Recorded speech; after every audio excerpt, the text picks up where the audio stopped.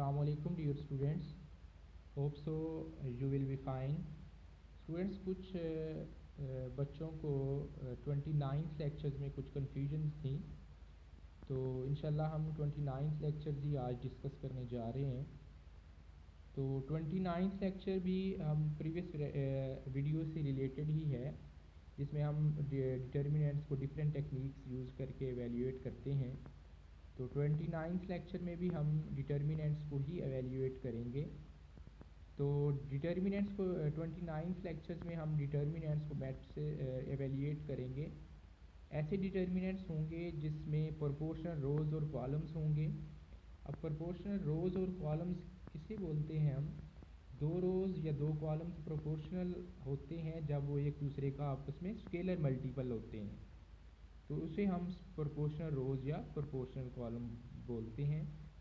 फिर हम डिटर्मिनेंट्स को रो रिडक्शन से भी एवेल्यूएट करेंगे। प्रीवियस वीडियोस में भी हमने ये काम किया है। मैट्रिसेस विद प्रोपोर्शनल रोज़ और कॉलम्स, इसमें यही बात की हुई है कि अगर एक मैट्रिक्स है, उसमें दो रोज़ या दो कॉलम्स आपस में प्रोपोर्शनल हैं, तो आप उस रो या कॉलम को ज़ीरो बना सकते हैं। और जब वो ज़ीरो बन जाएगा तो आपको पता है कि एक रो या एक कॉलम अगर ज़ीरो हो जाए तो पूरा डिटर्मिनेंट जो है वो ज़ीरो के इक्वल आ जाता है। थ्योरम 1 इसी से रिलेटेड है। If A is a square matrix with two proportional rows or two proportional columns, then determinant of A equal to 0। आपको एक और बात भी पता है कि डिटर्मिनेंट जब भी आप कैलकुलेट करते हैं वो स्क्वायर मैट्रिक्सेस का ही कैलकुलेट करते हैं। अगर मैट्रिक्स जो है वो स्क्वायर नहीं होता तो आप उसका डिटर्मिनेंट कैलकुलेट नहीं करते। तो थ्योरम 1 को हम देखने जा रहे हैं। हम फर्स्ट एग्जांपल में देखें, डिटर्मिनेंट गिवन है 1 3 माइनस, फर्स्ट रो है इसकी 1 3 माइनस 2 4, सेकेंड 2 6 माइनस 4 8 एंड 3 9 1 5 1 1 4 8। अब हमें ये देखना है कि इसमें से कोई रो या कोई कॉलम आपस में एक दूसरे प्रोपोर्शनल तो नहीं है। प्रोपोर्शनल मीन टू से कि आपस में एक दूसरे का स्केलर मल्टीपल तो नहीं है।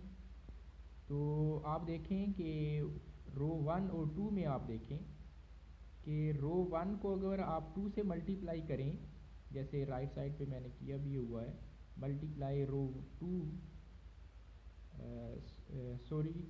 मल्टीप्लाई रो 1 इधर लिखना था, ये आप थोड़ा सा देख लीजिएगा। मल्टीप्लाई रो 1/2, तो रो 1 ये आप करेक्ट कर लीजिएगा कि रो 1 को हमने 2 से मल्टीप्लाई किया है, तो रो 1 क्या बन जाएगी?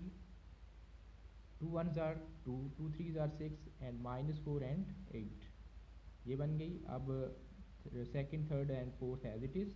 अब आप देख रहे हैं कि हमने 2 से मल्टीप्लाई किया है, तो आपस में रो 1 और 2 जो हैं ये क्या है, आप एक दूसरे का स्केलर मल्टीपल थी जो इक्वल आ गई हैं।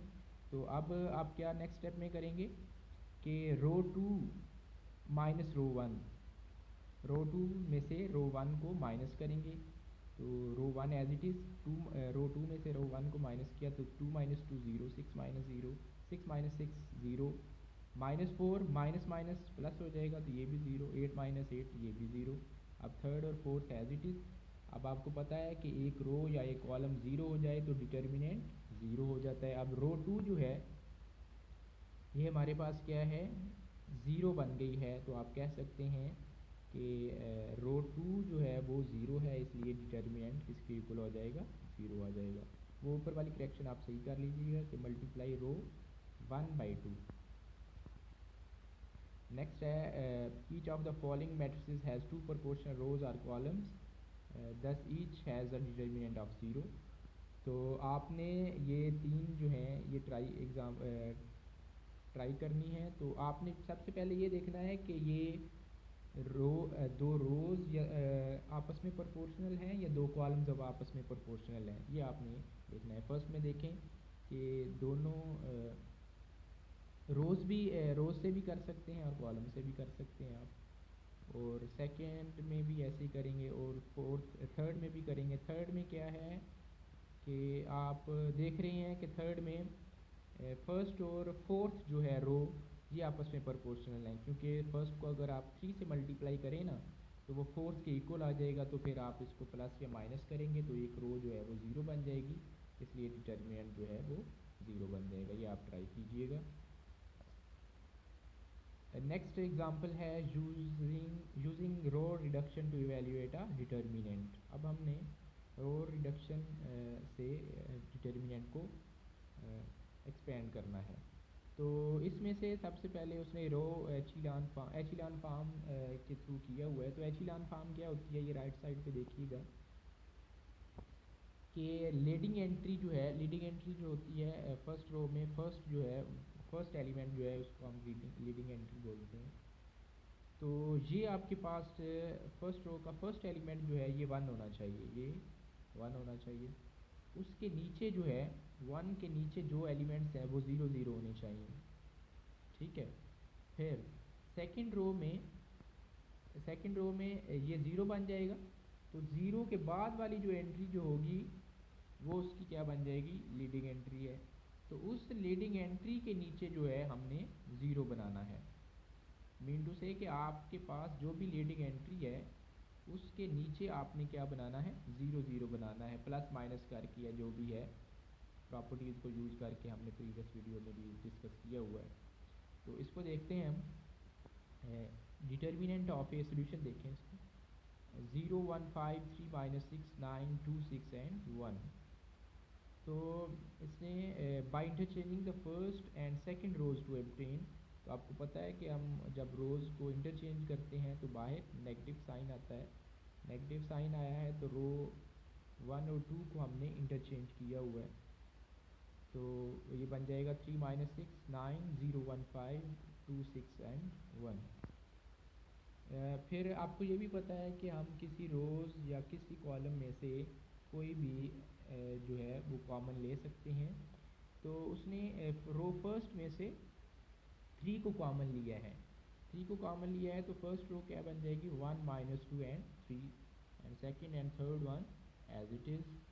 तो ये देखें एचिलान फार्म की फर्स्ट जो है कंडीशन वो होल्ड कर रही है कि वो फर्स्ट एलिमेंट जो है वो 1 बन गया है, और उसके नीचे हमने दोनों एलिमेंट्स जो हैं, दो एलिमेंट्स हैं ना, उसको 0 बनाना है। एक तो 0 है, अब हमने बेसिकली 2 को 0 बनाना है, 0 के नीचे जो 2 है इसको हमने 0 बनाना है। तो कोई भी आप प्लस माइनस करके आप ये इसको 0 बनाएंगे। तो इसने क्या किया है कि -2 टाइम्स फर्स्ट रो, के फर्स्ट रो को आपने -2 से मल्टीप्लाई किया है और ऐड किया है थर्ड रो में। फर्स्ट रो को आपने -2 से मल्टीप्लाई किया है और ऐड किया है थर्ड रो में। जैसे फर्स्ट रो में फर्स्ट एलिमेंट्स को -2 से मल्टीप्लाई करेंगे तो ये -2 बन जाएगा। -2 को थर्ड रो के फर्स्ट एलिमेंट में ऐड करेंगे तो -2 + 2 क्या बन जाएगा, 0। इसी तरह सेकंड और थर्ड एलिमेंट्स को आप करेंगे तो वो 10 और -5 बन जाएंगे। अब हमारा नेक्स्ट क्या काम है कि हमने जो फर्स्ट लीडिंग एंट्री थी फर्स्ट रो में, उसके नीचे तो हमने 0 0 बना लिया है। अब सेकंड रो में लीडिंग एंट्री जो है वो क्या है, 1 है, वो भी 1 बन गई है।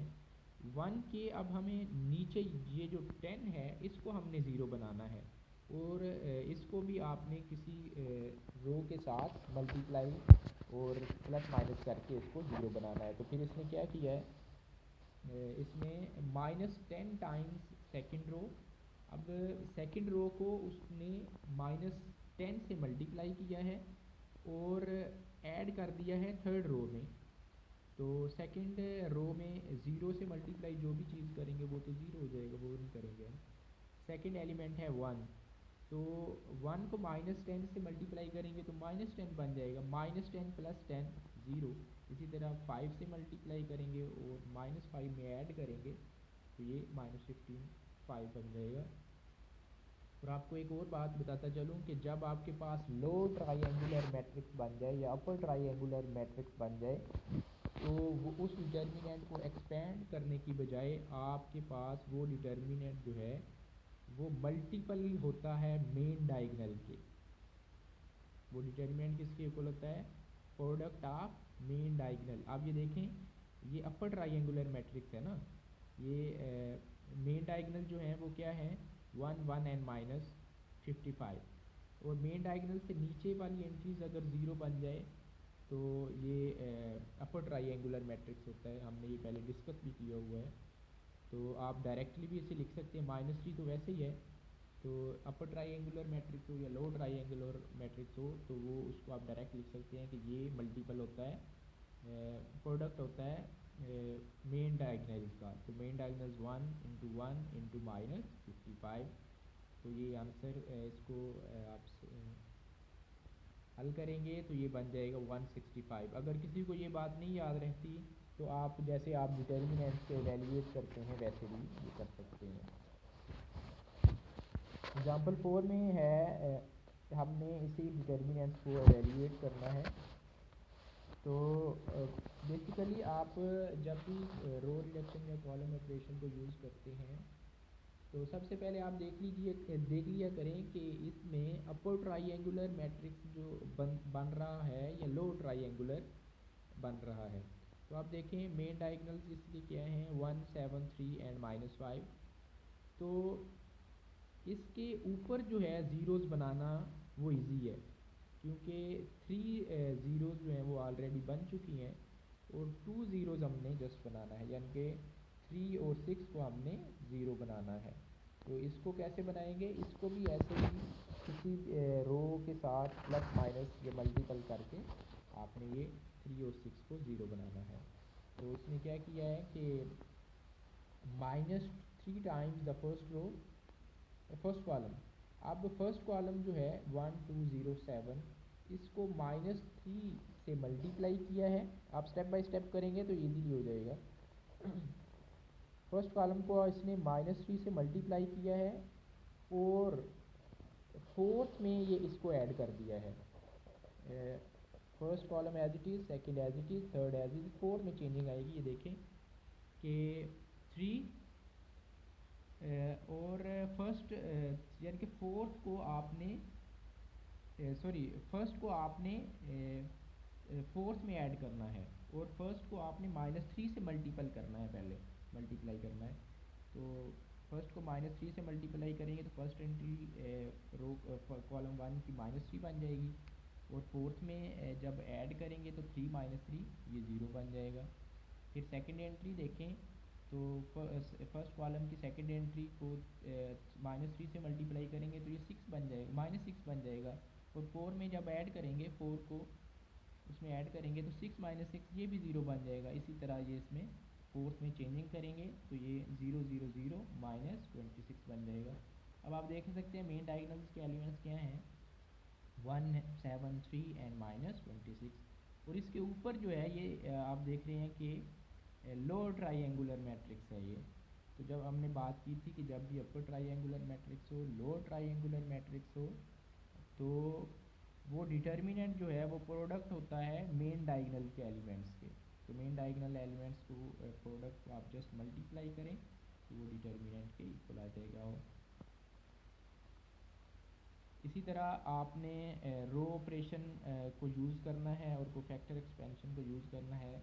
ये हमने प्रीवियस वीडियोस में भी डिस्कस किया हुआ है, अभी भी डिस्कस किया है हमने।